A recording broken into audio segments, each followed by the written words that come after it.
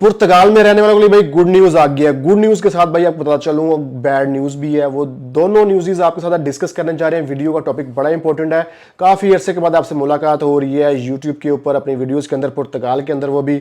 तो video continue करने से पहले सबसे रिक्वेस्ट है कि चैनल को सब्सक्राइब लाजमी कर लीजिएगा।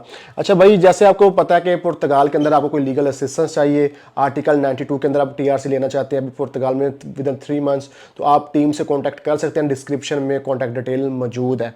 अच्छा, आज का जो टॉपिक है हमारा बड़ा इंपॉर्टेंट है। काफ़ी दिनों से कोशिश कर रहा था कि वीडियो बनाऊं, क्योंकि आपको जैसे पता है, मेरे अगर फॉलो कर रहे हो तो लास्ट टाइम मैं फिनलैंड में था। फिनलैंड में मेरी तबीयत ख़राब हो गई थी। जो लोग मुझे पर्सनली जानते हैं उनका बहुत शुक्रिया, उन्होंने मुझे मैसेज किया और इंस्टाग्राम पे और व्हाट्सएप पे भी कॉल की, हालचाल पूछा कि भाई आपकी तबीयत अब कैसी है। तो असल में मुझे वर्टिगो हो गया हुआ था बहुत। ट्रैवलिंग तो आपको पता है 1 साल से मुसलसल ट्रैवलिंग पे हूँ, तो वर्टिगो की वजह से, एयर प्रेशर की वजह से, जब लैंडिंग और टेक ऑफ होता है तो एयर प्रेशर की वजह से मुझे इन्फेक्शन हो गया, जिसके वर्टिगो आप सर्च कर लीजिएगा क्या होता है। चक्कर आते हैं, आप खड़े नहीं हो पाते। तो अल्हम्दुलिल्लाह आई एम फाइन नाउ। तो भाई आज हम काफ़ी अरसे के बाद वीडियो बना रहे हैं। थोड़ा वीडियो को जो है ना थोड़ा लंबी हो जाएगी, लास्ट भी आपने देखनी लास्ट तक।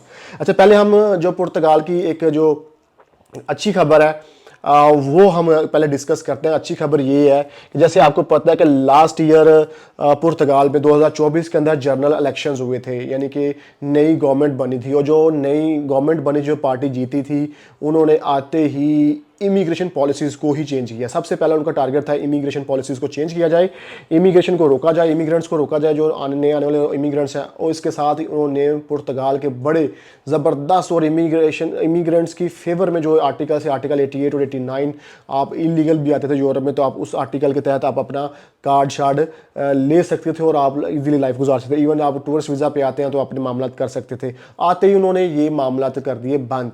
अभी जैसे डिस्क्रिप्शन में न्यूज़ लिंक्स जो हैं, जो पिछले वीक में जो रद्दबदल हुई है पुर्तगाल गवर्नमेंट के अंदर, डाल दूंगा, जाके आप वॉच कर लीजिएगा, पढ़ लीजिएगा, सॉरी न्यूज़ आर्टिकल रीड कर लीजिएगा।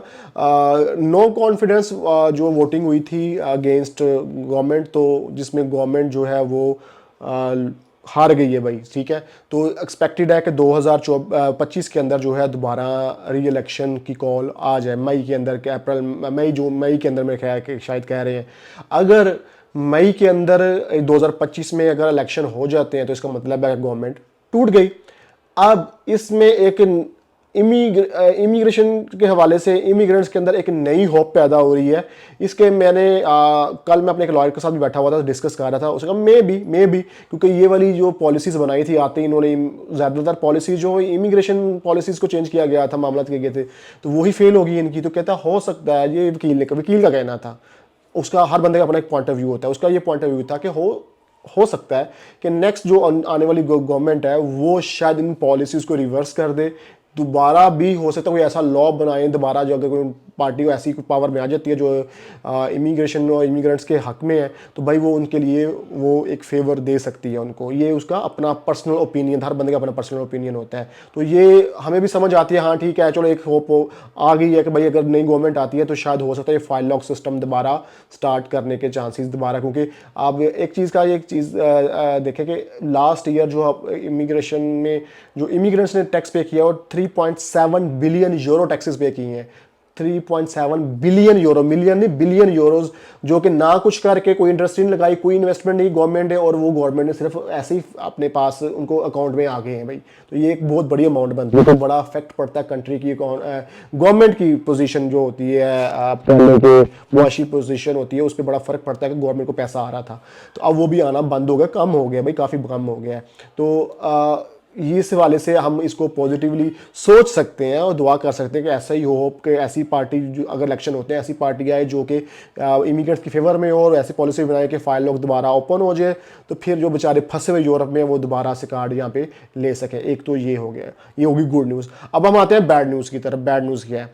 बैड न्यूज़ ये है कि जैसे आपको पता है कि जब नए इलेक्शन होते हैं, ऑलरेडी आइमा के अंदर काफ़ी ज़्यादा स्लो प्रोसीजर चल रहा है, और अब जैसे ही आइमा के अंदर ये जो प्रोसीजर चल रहा है, जो हमारा पर्सनल एनालिसिस है या लॉयर से बात करें, उन्होंने कहा जी 2025 में भी ये जो बैकलॉग है ये क्लियर होने वाला नहीं है, क्योंकि काफ़ी ज़्यादा फालते आ रहे हैं, मामला आ रहे हैं। जो अभी मार्च आ गया है, अप्रैल भी आ जाना, इसी तरह साल गुजरता, अभी वो 5 लाख बंदे क्लियर नहीं हो पाए, तो अभी वो होने भी नहीं है इनसे। अभी CPLP लोगों को 1.5 लाख लोगों को काम देने का बोल दिया। अब प्रिंटिंग में भी टाइम लगना शुरू हो गया है, नेशनैलिटी में भी लाइन रश लग गया है, तो काफ़ी चीज़ें वर्स्ट होती जा रही है। 2025 में भी दूर दूर तक ये क्लियर होने के चांसेस नज़र नहीं आ रही। ये मेरा भी पर्सनल ओपिनियन है, हर बंदे की अपनी राय होती है, अपनी राय आप कॉमेंट में लिख दीजिएगा, और लॉयर का भी यही कहना था। अब इसमें जब आप देखेंगे, जब आपका वो हो जाता है, इलेक्शन होते हैं, जब अनाउंस होते हैं, तो गवर्नमेंट टूट जाती है, जो काम जो होते हैं, जो पॉलिसी बन रही होती है वहीं पे रुक जाती हैं। अगर गवर्नमेंट टूटती है और इलेक्शन रिकॉल होते हैं, तो उसके लिए केयर टेकर गवर्नमेंट भी आ जानी है, मामला तो प्रोसीजर स्लो हो जाने हैं, और स्लो हो जाने हैं, जहाँ जहाँ काम है वो यहीं रुक जाने हैं। ये एक बैड न्यूज़ आप कह सकते हैं कि हो सकता है एक्सपेक्टेड अगर इलेक्शन, क्योंकि अभी काम नहीं, गवर्नमेंट के चल रही गवर्नमेंट के अंदर काम नहीं हो रहा था, जब गवर्नमेंट टूट जानी है तो फिर कैसे काम होगा? तो ना तो इनके सर पे कोई बैठने वाला, ना कोई इनको प्रेशराइज करने वाला।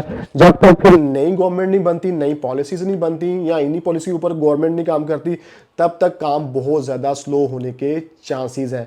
तो भाई ये थी अपडेट। ये तो गुड न्यूज़ भी सुना दी आपको कि इससे ये हो सकता है कि नई गवर्नमेंट आएगी तो शायद वो उसमें चेंजिंग करे, पॉलिसीज़ को फिर दोबारा ओपन कर दे, या अगर नहीं करते तो भाई जो नई गवर्नमेंट आती है, जब ये अगर टूटती है, तो भाई जो ऑलरेडी अभी मौजूदा टाइम के अंदर जो प्रोसेसेस चल रहे हैं, जो ऑलरेडी बहुत स्लो हैं, वो मज़ीद स्लो होने के चांसेस हैं।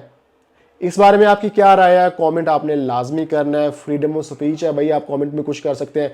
कई लोग आते हैं बुरा भला कह के चले जाते हैं, भाई आपका भला, आपकी बुरा भला कहने से हमें कुछ नहीं होगा, आप अपना टाइम वेस्ट कर रहे हैं, ठीक है।